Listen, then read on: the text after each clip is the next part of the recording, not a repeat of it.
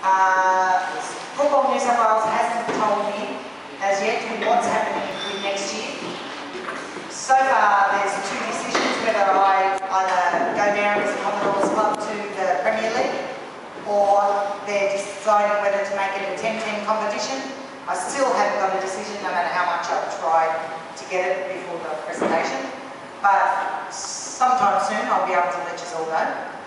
But the Commodores will be running next year. I'm going to get a hand by somebody else, Dennis Church, who's been in soccer for a long time.